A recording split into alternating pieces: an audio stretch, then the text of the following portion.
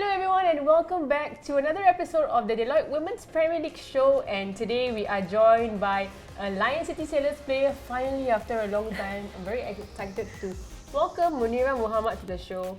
Thank you Munirah for joining us. Thank you for inviting me. And of course, WPL is back, so we're going to have the highlights later on in the show, so stay tuned for that. And of course, we'll also have the updated standings and everything you want to know about our league. So let's start proper with Munirah. Munirah, okay, you've been playing for LCS now for how long? I've been playing for LCS for around a year and a half. Yeah, so actually, I was invited by Coach Xiao Shen. She was actually my secondary school coach. Yeah, so that's how I actually got to know her. And I started playing around secondary school. Okay, I was reading out about you. You used to play also for Police and a few other clubs, right? So can you tell me a bit more about like the clubs you played for? Sure. So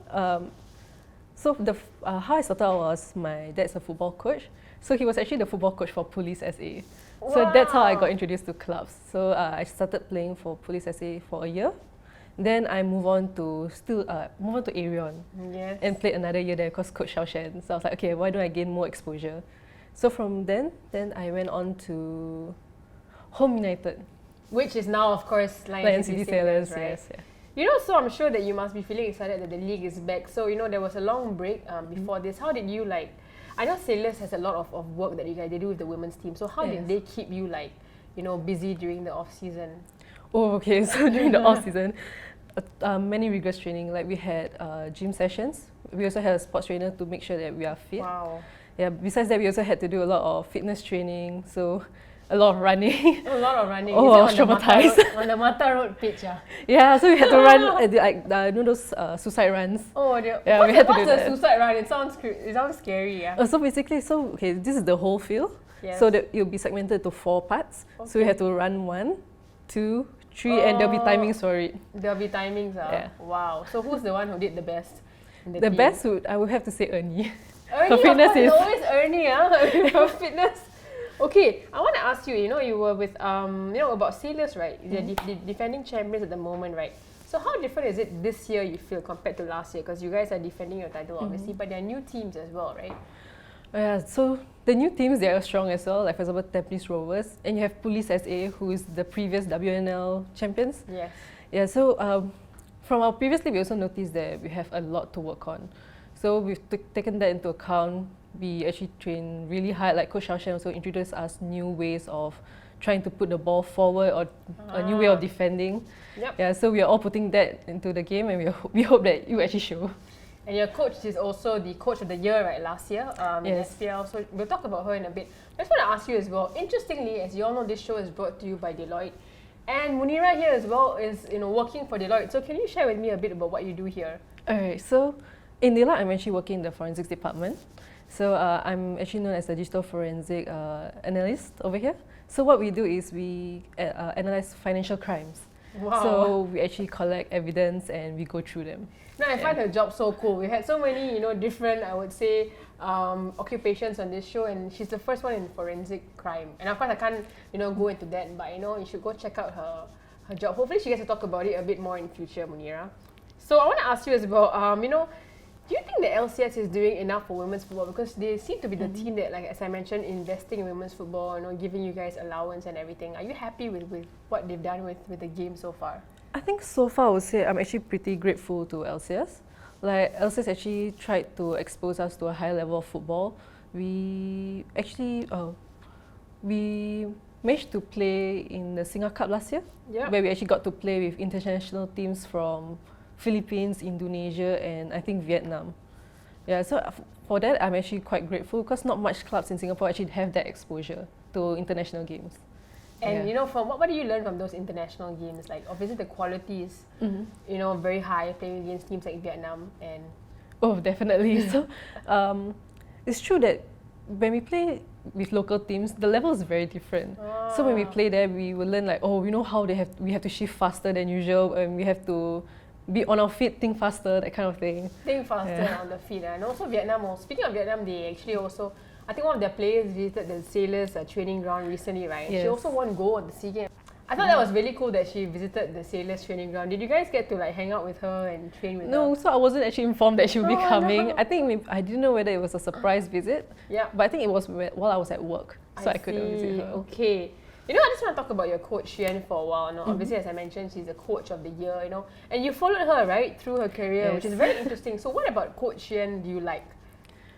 So I've known her since secondary school, so I would say that I've known her for at least 11 years now. Wow. So one thing that I really like about her that she's always constantly evolving herself.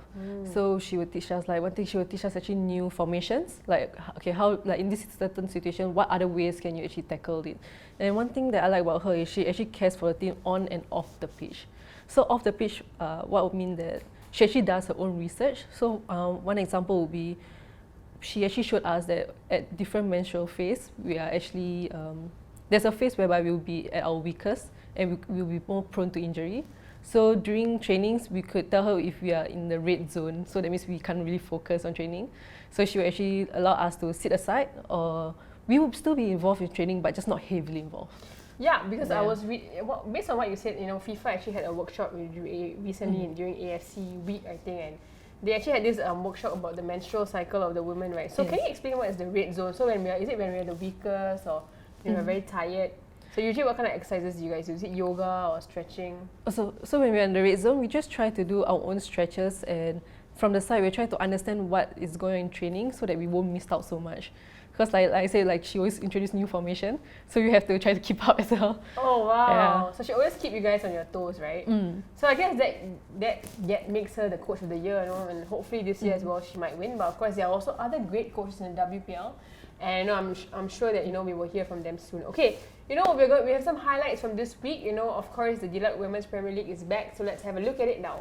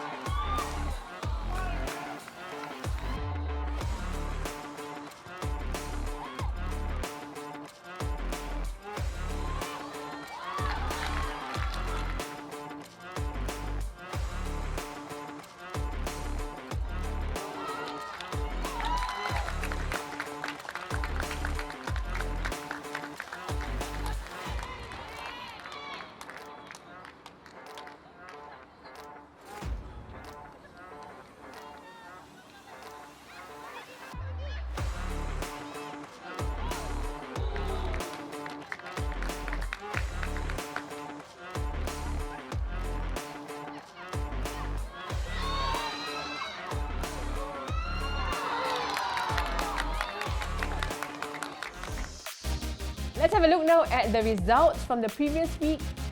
And here are the latest standings of the Deloitte Women's Premier League. And of course, here are the fixtures for next week. Okay, Munira, we're having, a very interesting time in Singapore football in general. But of course, women's football is always, I would say, a very separate issue on its own. So personally for you, what do you think of, what's happening now in Singapore women's football? Is enough being done for us in terms of the national standard and also the league itself? I would say as compared to before, I'm actually grateful for the level of football right now. But I would say more still can be done. So actually, if you tell me years ago that women's team will be recognised and will actually have supporters, I wouldn't believe it. Really, I wouldn't. But seeing like women's team being recognised at Tampines Rovers, Albirex, the women's teams, they're actually now well known and they actually have supporters when we do play games. Yeah. It's actually something that I would say is quite surreal. Yeah. Yeah, like even LCS, I didn't expect to have supporters as well. So when they first came down, I'm like, oh, this is awkward. We didn't know how to react. I see them, yeah. But I think more can be done in terms of exposure to the public. What I mean is, like for example, the women's national team, we always have to try to find live stream links online. Whereas for the men's team, it's easy because it's on MeWatch. So I was hoping that maybe the women's team could have the same. Should I use the word exposure? Okay, yeah. The live links, people always messaging me for the live links as well to go and find it and everything. So hopefully, we will have more, support for the women's game. And before we go as well, now, of course, we always want a message from you. But I'd like to ask every player who's come on here: is there any player that you look up to, throughout your career? Of course, you mentioned Coach Shian, but is there like a national player or someone senior than you who you admire in any way? I would say it's someone that I've actually met from my national U19 days. It's actually Nani, Siti Rose Nani, who's the ex-national team captain and also currently in Hougang United. So actually kind of grew up with her, like we took the O-levels together. Yeah, and I've seen how much she has worked hard for both her studies and football. Like in Australia, she actually supported herself via farming. Yeah, and in Japan, she actually had training twice a day, and that's like repeated 5 times per week. Wow. So when she was overseas, we did have video calls and all that. So it hasn't been easy for her. It really hasn't. So, but somehow she always makes it work. Yeah, and for that, I think it really inspired me. Like, if there's any issues that I face along the way, I can overcome it for sure. Wow, that's amazing and very, very inspiring. I'm sure there are many other inspiring players, but Siti definitely is one of them. And of course, before we go, Munira, we always had this tradition where we want you to give a message of, advice to all the girls out there who are watching this and who want to be a footballer like you. So, maybe a message. All right. So, for those who wants to be a footballer, I'll just say just go for it. Because I myself didn't think that I would be a footballer in the future. Like in secondary school, I was actually a badminton player. Yeah. So from badminton player, I realized that I actually enjoyed football sports because we tend to. It's something that you can only experience in a team sport. The bonding feeling, the team. When you lose a game or when you win a game, you always know that there's someone behind your back or someone who's happy for you. So just try it out. I'm pretty sure it's an experience that you will want to try. Fantastic advice from Munira. Just try it out. Just go for it. Which is very important now. Well, thank you so much, Munira, for joining me, and all the best with LCS. We'll be following you and your career throughout the season. And of course, for more on the WPL, do follow us on Facebook, and of course, you can catch all the highlights and everything here as well. I'm Ash of Footballita, and I'll see you guys next time.